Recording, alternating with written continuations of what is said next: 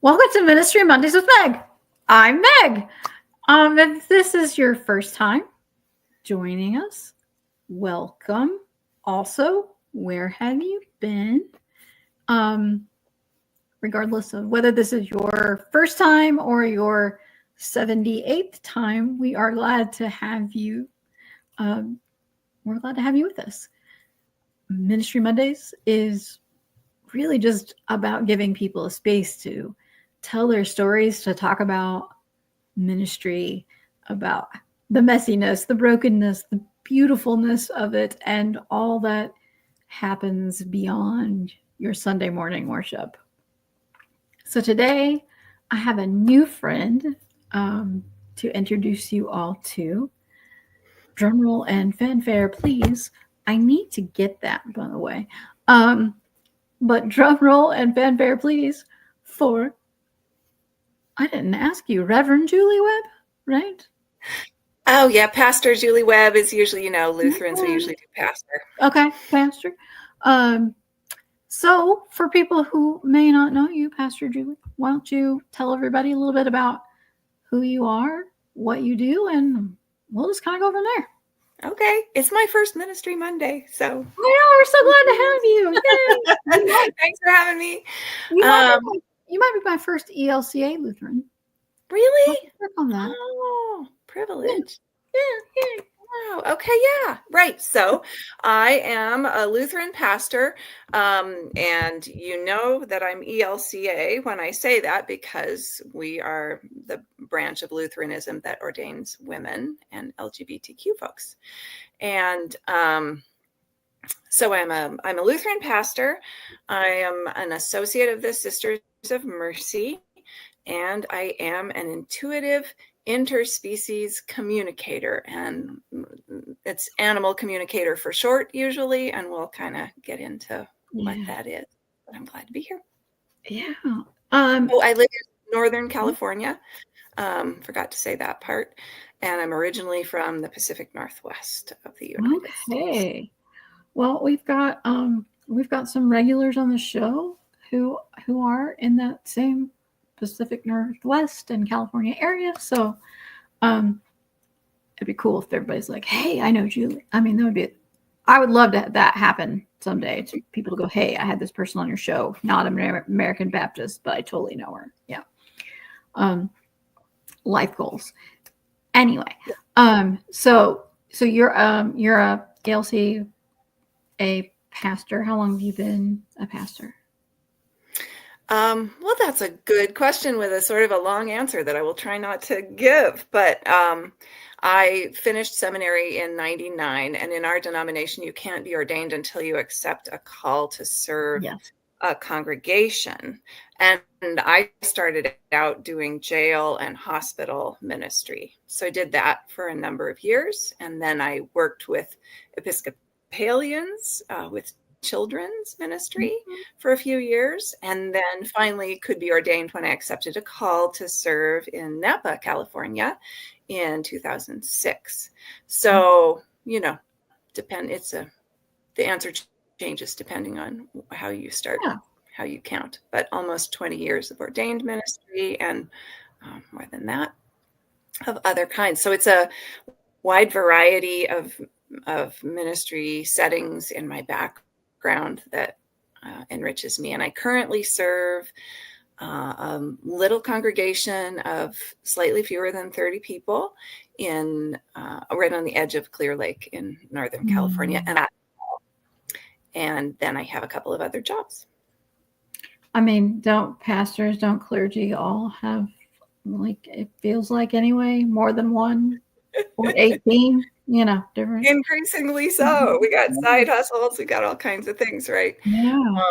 Yeah. So 15 hours a week, partly because I am a survivor now of Lyme disease and mold exposure, which experience taught me a whole lot. And one of my pandemic realizations, a lot of us had those, I know, was, oh my gosh, I am so much healthier when I work less than full time. And during that time, this intuitive interspecies work emerged and I wanted to leave space for that. So 15 hours to this human congregation, and then I have this I consider it a branch of my ministry, this intuitive interspecies work on the side that is essentially a business. And then I also, through a Lilly grant funded program called Thriving Leadership Formation, for the past 3 years, I've been teaching contemplative spiritual practices on Zoom to small groups of lay and ordained folks. And that's been an amazing, wonderful experience. And I also teach animal communication in my teacher's school sometimes. That's all. Okay. So, well, most of it. That's all. That's plenty, right? I mean, that's a lot.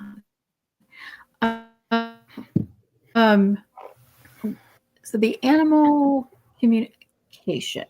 Okay. So yeah. I totally get, I mean, I feel like, yeah, our pets, I think, understand more than we give them credit for. But like, so talk about all that, because what is it? How does it work? Yeah. And I have like a bunch of questions, but you'll probably answer them. Oh, well, we'll see. I had never heard of animal communication before about 2017, I guess.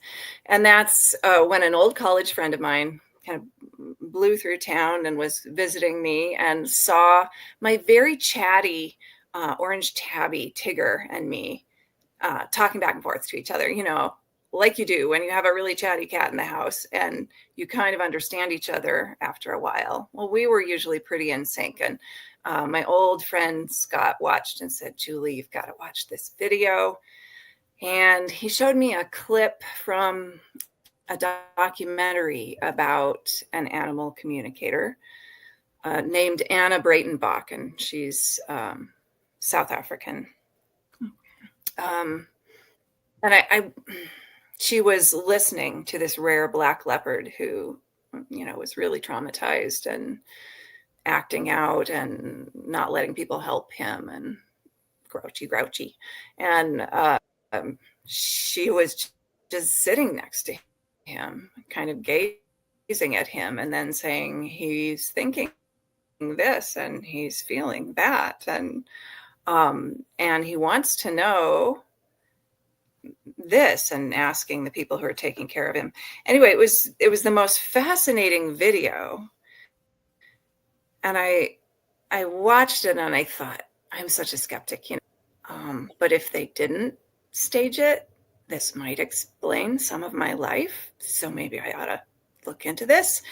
And so then I watched the whole documentary about her, and I thought, well, that would be harder to stage, the whole thing.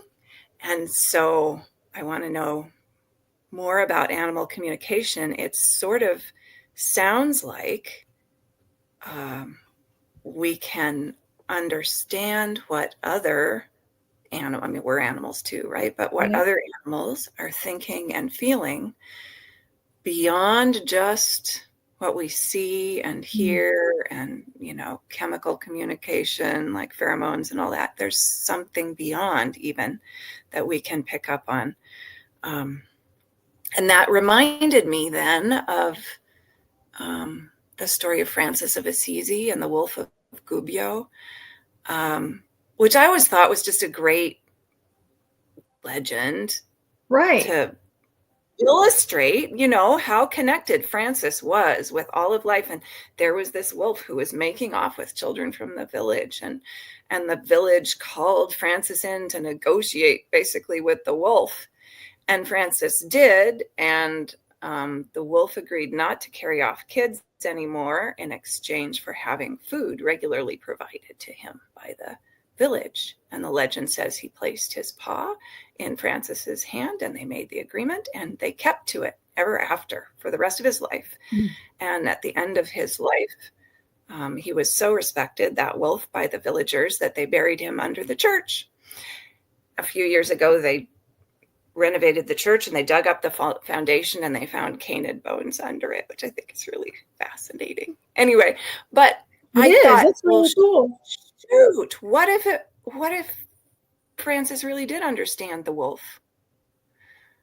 I mean, maybe not exactly the way the story said, but what if he did kind of get the wolf and communicated, like translated for the wolf to the villagers and vice versa?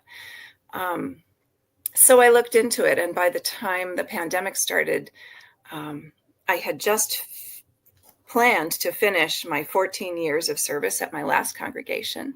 And I was looking for a new call, but I had a little break in between. And so I thought, I'm going to use this. I'm going to study animal communication. And then the pandemic hit. So I just got to use that time to learn. And I put myself through 3 years of intensive study. Yeah. Are there classes then? There are classes. Yes, because, and you would think, I mean, I know that there are people who call themselves pet psychics on television and things who are kind of doing something similar to this. Sometimes the same thing that I do, but that makes it sound like only special people can do this. And it turns out that anybody can do what I have learned to do, and what that animal communicator was doing in the video clips and what Francis was doing in the story. Any of us can do this if we're willing to practice getting very centered and quiet inside and listening. And I can say more about that when you want. Wow. So you've got a people congregation. You've got the really, I have to mention another podcast. Okay.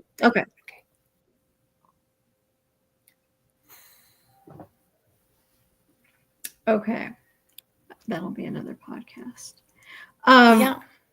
So I read in your background. Not to make it right.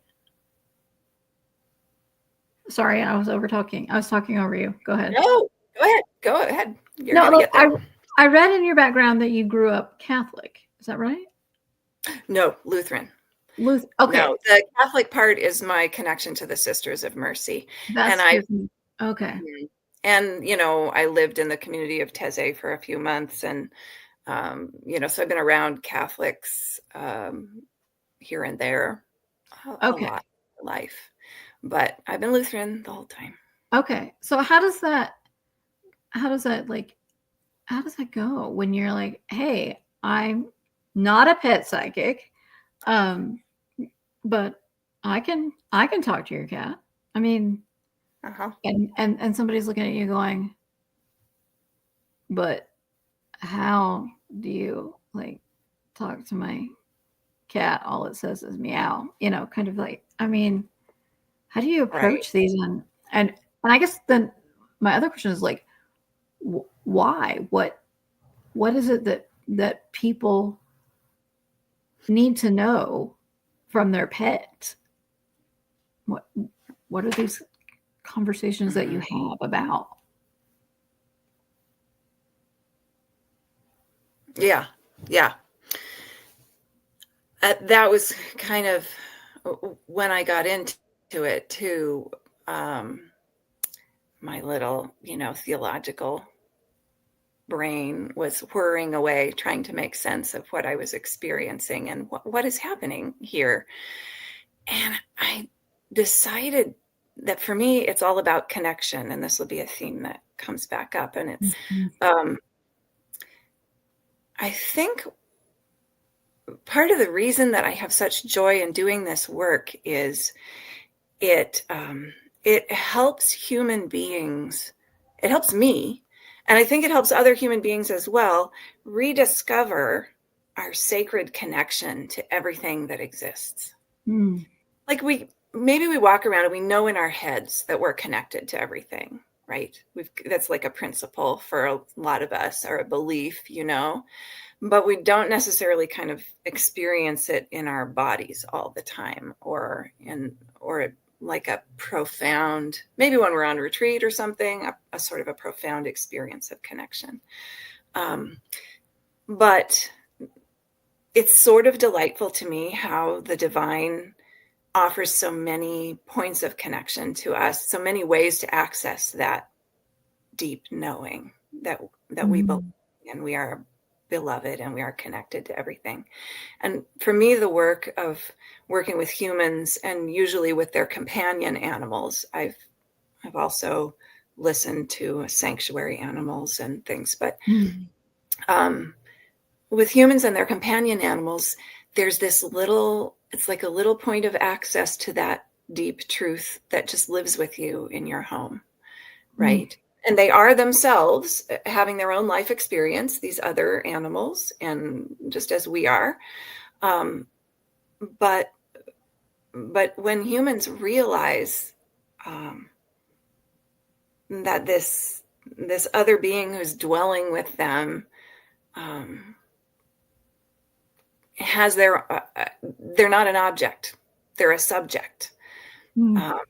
It's like Wendell stuff and Thomas Berry's stuff. They're not just this. They're not this thing that we own. They're a communion part of our lives. That's your Thomas Berry quote. Yeah, when they realize that all along this other animal has actually been aware of what's going on in the household and has been having opinions and can express them on a whole other level, and that they're connected on this deep level, it's another point of access to that divine awareness, to that sacred sense of belonging, I think, that goes beyond space and time. So it gets all mystical really fast for me, but super fun just to have that moment when people say, wow, ever since that session we had, I feel more connected to my dog, or I feel like we understand each other in a new way, or I find myself like talking to them differently than I did before. Like I really expect that they understand what I'm saying. And that's not because these other animals speak English. I mean, we all know if we live with them that some of them can learn to recognize a word or two, just as we can learn to recognize a meow, a certain kind of meow, or a certain kind of bark. But instead, what's happening is a communication that is that's without words. And so the official word for this that freaks people out, I'll just use it, but is telepathy, which it means literally feeling across distance. And it turns out that other animals, and I think humans too, especially before we learn language, use telepathy to communicate. In other words, we communicate through pictures and feelings. And then in humans, this translates into words as well, since we're word folks often, especially me. As a preacher, I'm a word person. Right. So the information is available to us through this connection that we have all the time with everything. If we get very still and quiet, we can open our awareness to that connection and notice the information that's available through it. And sometimes it will translate itself then in our brains into something we can recognize, like a word or a phrase. You want me to tell you a story to help understand? Sure. Yes, please.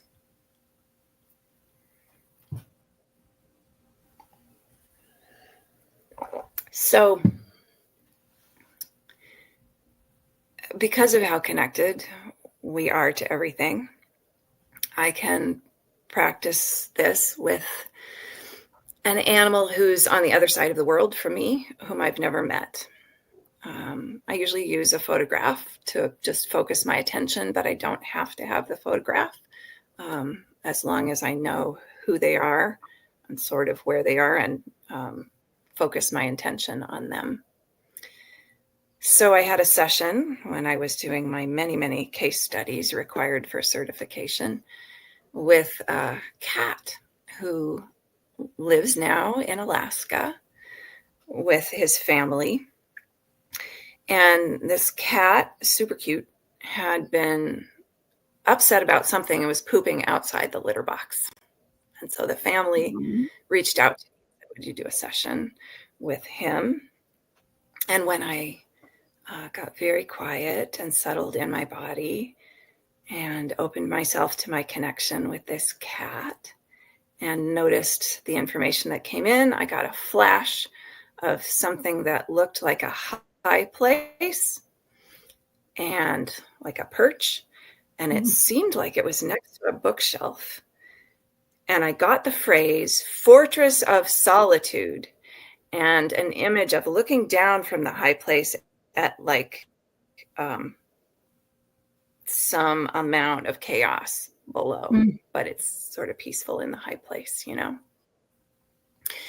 And that was after, anyway. So I communicated that to the family and they laughed and said, oh, we just moved up from the lower 48 to Alaska. And he used to have a cat tree down in our old house that was it was very high and it was right next to a bookshelf. And he would jump onto the bookshelf and up into the top of the cat tree.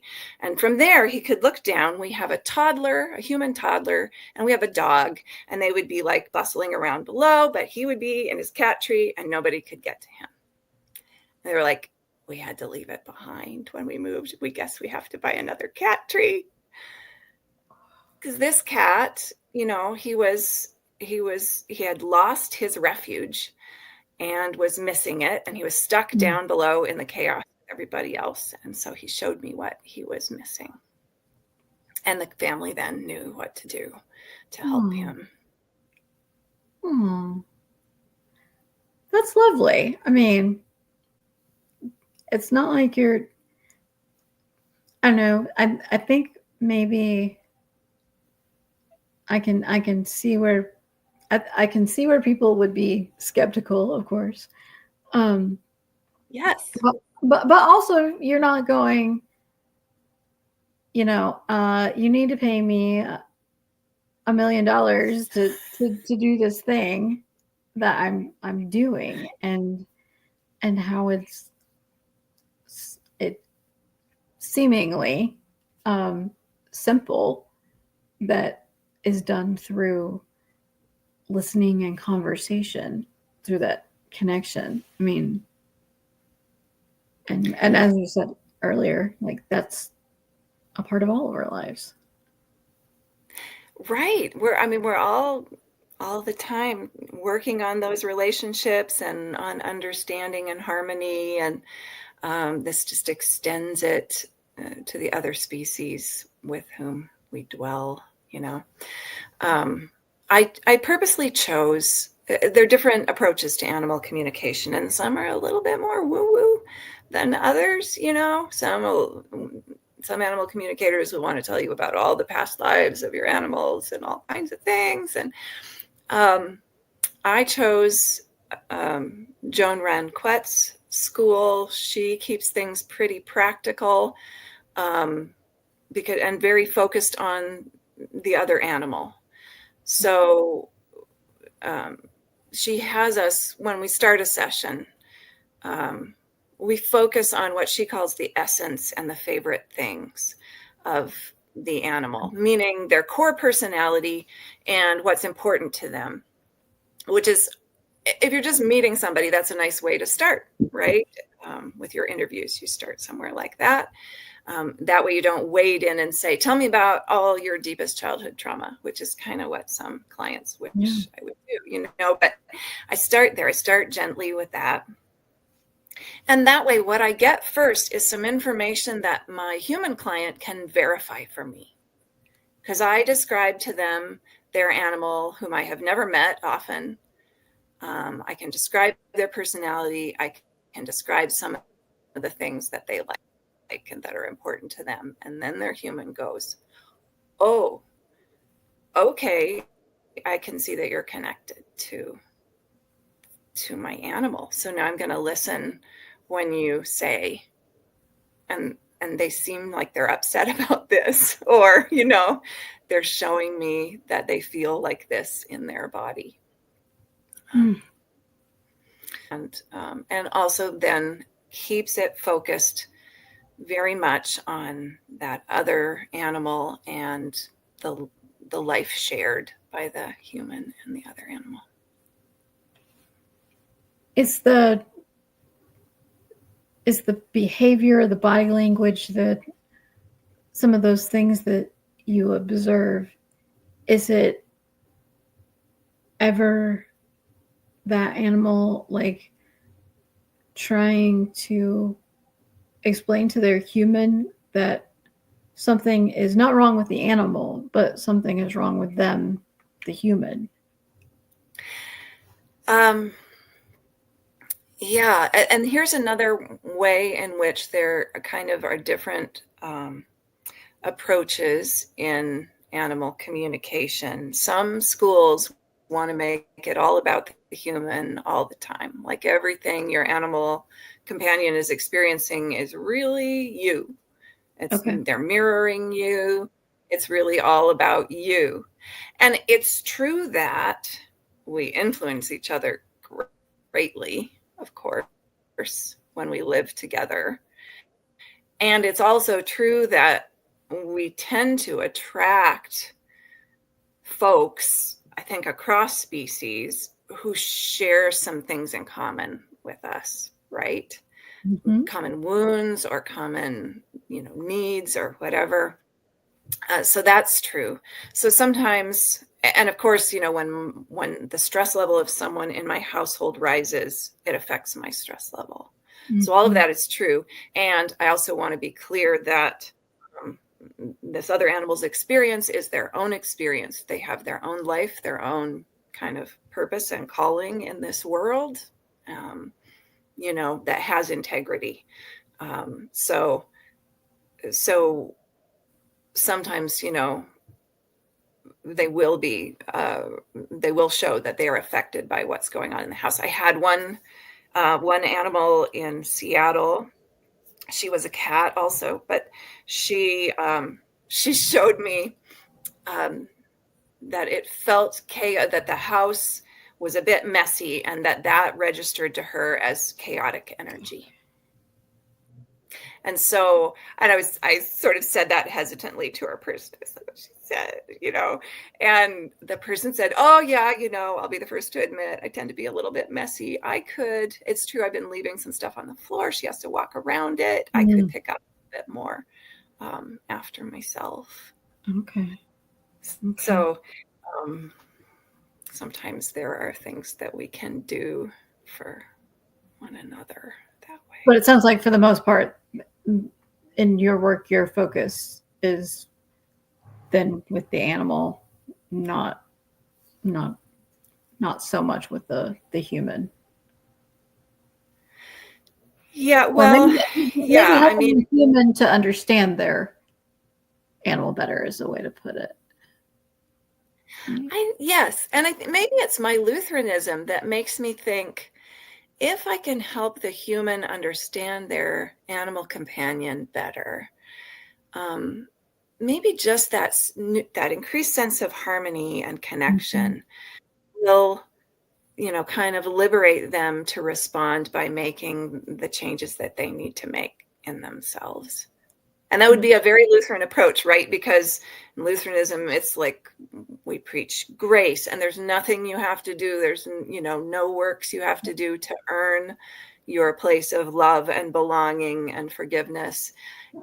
But now that you have that place, how are you going to respond? Mm-hmm. Right? So and it will just naturally follow. Once you feel that liberating love, I think you don't have to work so hard to do good and to be kind and to shape up your life, because it will just flow. So I tend to, I'm a reference librarian's daughter, so I love resources.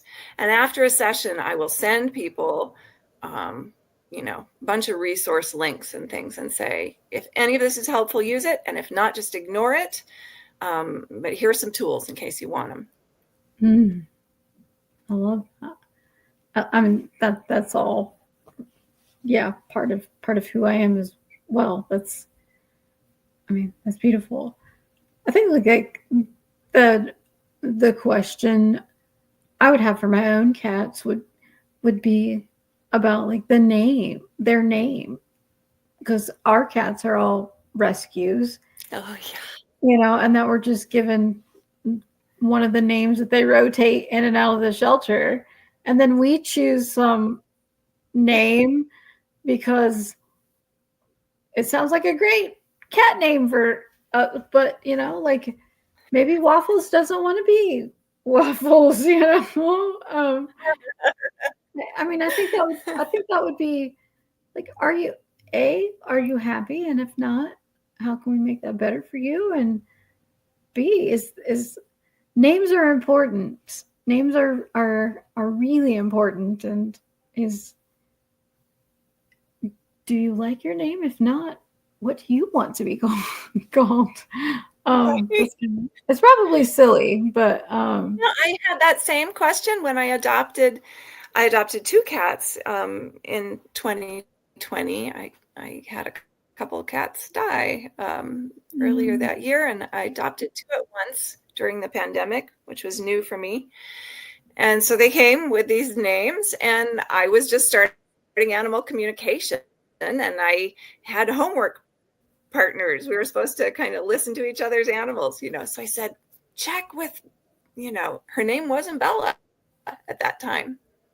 Check with Beeper and see how she feels about her name. And she did not like Beeper. She wanted a different name, but we couldn't figure out,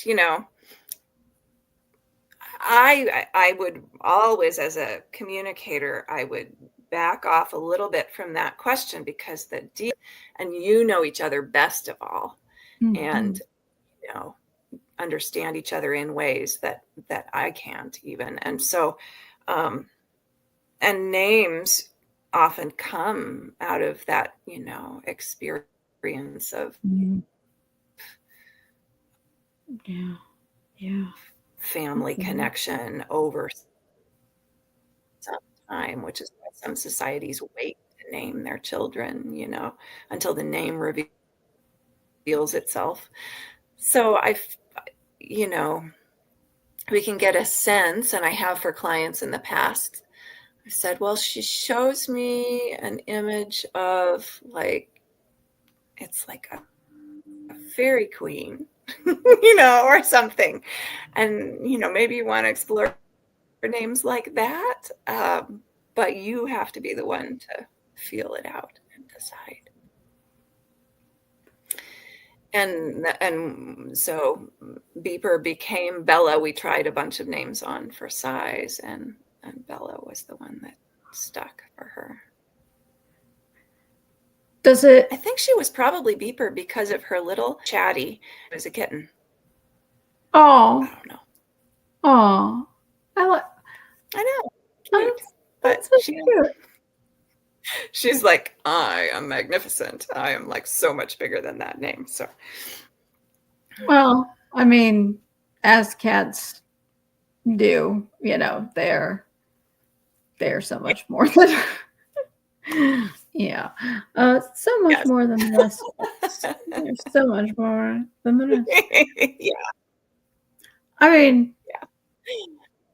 Going back to our cat Waffles, we've always said that she's Jewish, and she has her own dreidel, and we celebrate Hanukkah with Waffles, and I can't explain it to other people, and they're like, "How do you know she's Jewish?" And I'm just like, we just know. My daughter made waffle yarmulke and it, in the beginning, it kind of it was just a little thing, but then I don't know. There's something sacred in that, and Mm-hmm. You will have picked up for sure on, part of, in humans, we would say her spirituality, right? How she is in the world, and how she relates to things. I mean, there may be way more than that there in her background and whatever, but you will have picked up on something that's beautifully Jewish about her way of being in the world, right? Yeah. And you're honoring that, which is great.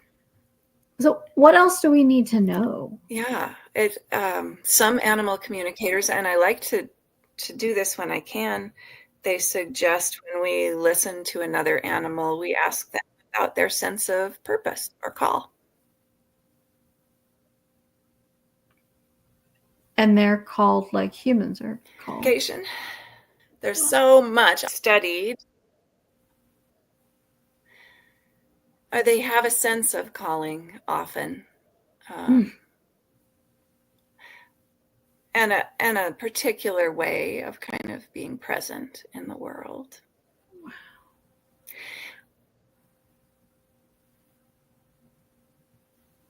What blew my mind, so part of what encouraged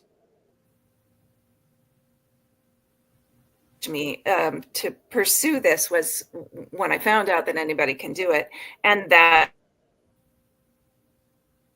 to do it, you have to just get very quiet, drop back into your body from wherever you've been, which for me is usually up in my head, and kind of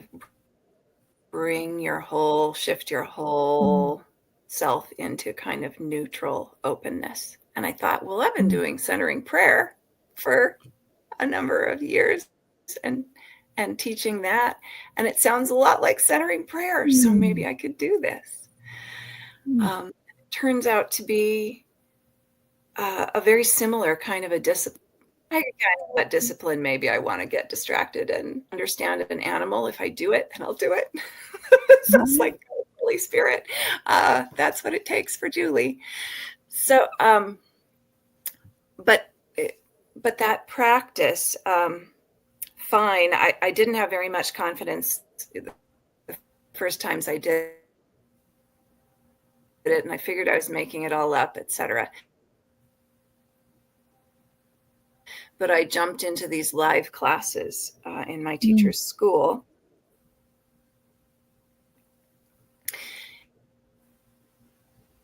And there were all of us on Zoom with a photograph of an animal that none of us knew, and just the name and the sex and how old the animal was and how long they'd been with their family and the names and ages of everybody else in the household. That's all we knew.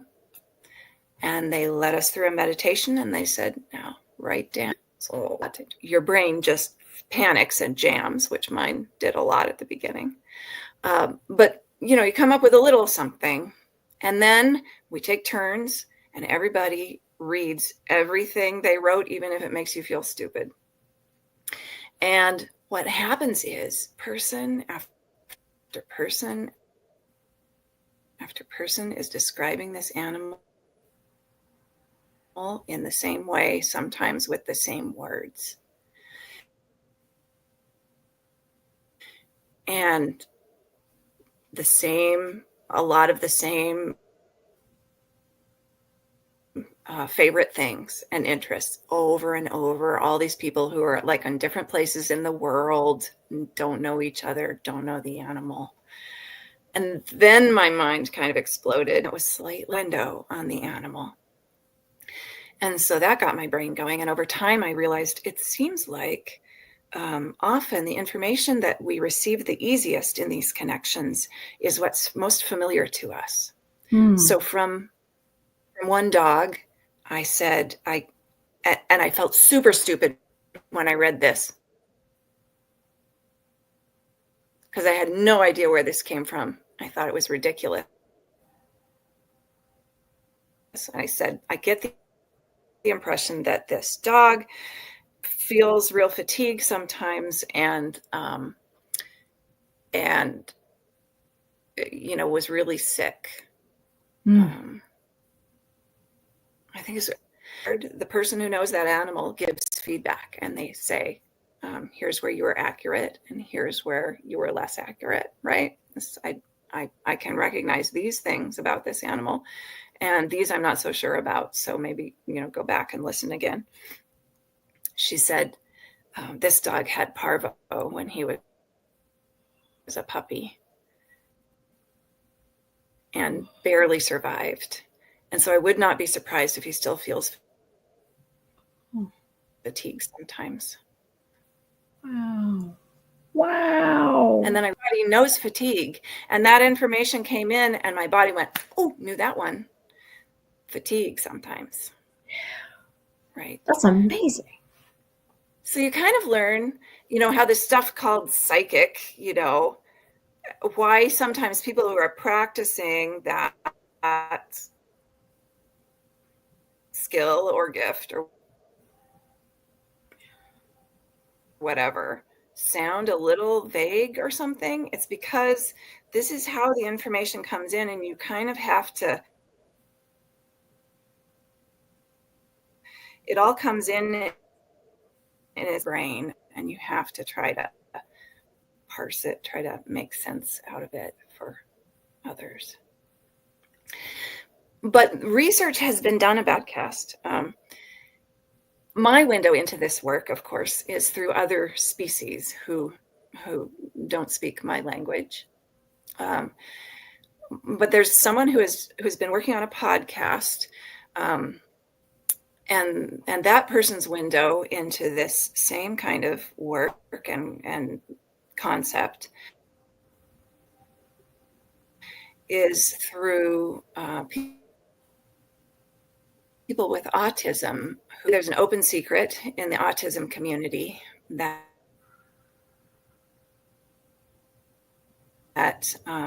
non-speakers tend to be able to read the minds of people they're close to and have a real bond with, and can read it in such detail and so consistently that they can repeat, the connected person who is a speaker can look at a randomly generated 3-digit number, and in another room, the person with autism who's a non-speaker but has learned to point at letters and numbers on a board will point to the same number 100% of the time, over and over and over. And they know stuff that they know about this. And Kai is I forget their last name. Anyway, is the creator of this podcast. It's called The Telepathy Tapes, and has followed much of my journey into this knowledge. The research of Rupert Sheldrake from Cambridge. Apparently there's a whole lot of research on telepathy that confirms that this is a real thing. And it's replicable and provable, but it doesn't fit into the current scientific paradigm, so it keeps getting shushed. For its herd of elephants that came to mourn the founder of the refuge when he died. He died of a heart attack far away, but they knew that he had died. He was not even close to home at the time, but they knew, and they came in procession to the house to mourn him. And then they did it again on the same day of the year at the same time. I think it was at least 7 years in a row, because they had such a bond with him and they wanted to honor him. And so I got to go last May, and I got to listen to the matriarch of that elephant herd, my teacher. But that comes up in the Telepathy Tapes podcast as well. So it's kind of fascinating that, this is happening in different ways for different people, but it's almost as if, like the planet itself or the Holy One or whoever is just encouraging us at this time when we really need to remember how connected we are to the rest of the world. I mean, this is fascinating. To experience that connection in new and deeper ways. For me. Amazing. I want to make sure I ask you the joy question, though. Yay. Okay. So, what is, all these things that you do? What's something that brings you joy? Well, it goes back to the connection thing, of course, for me, and it varies a little. Like I'm open to joy and various kinds of connection. So sometimes it's when, and they make their own connection, like an internal connection. I suppose like the Gestalt people would say, when it just, the synapses connect in a new way, or I get that now, or wow. I love those moments of discovery and delight and connection for, other beings. And I love when I'm called into that connection myself through whatever I'm doing. Even if it's, by the cat I live with, Bella, several times during the day, calls me into that connection. She's like, and I don't mean formal animal communication wise. I mean, it's just obvious, like it is to all of you. Just let's delight in this moment together. For one of the spiritual practices I teach is the awareness examen of Ignatius of Loyola, which has you notice, there are different ways of phrasing the question, what you're most grateful for and what you're least grateful for, or what gives you energy and what drains your energy. And for years before I even knew about animal communication, when I would ask myself that question at the end of a day, it was so often about the other animals. Like what gave me the most energy today was that interaction I had with my cat or with some other animal. And what drained my energy was something. A number of this joy. And if I stop and think about it, that goes way back to my childhood. When I lost track of time, when they called me there and I came late, it's because I was hanging out with the animals. Yeah. So.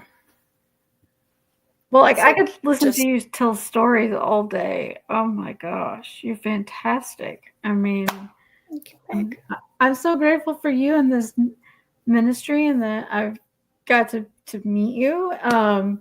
I'll make sure that for folks that are watching or listening, that we can put like your Facebook page up and all the things up, so that others who are interested in learning more could find ways. I'm also going to find this telepathy tapes podcast, and we'll put a link to that as well, because well, yeah, I got to commute to work, so that I'd be interested in listening to it as well, and I'm sure others would. So I'm so grateful for you for sharing your ministry, your Please, story, yeah.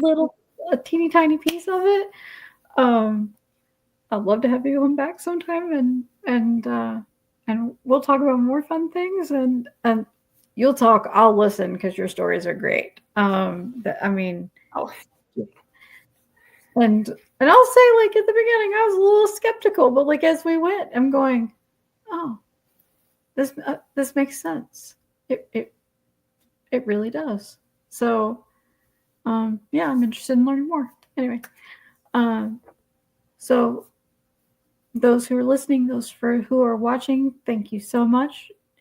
Pastor Julie Webb, thank you for your time and your ministry. And we'll see everybody next time.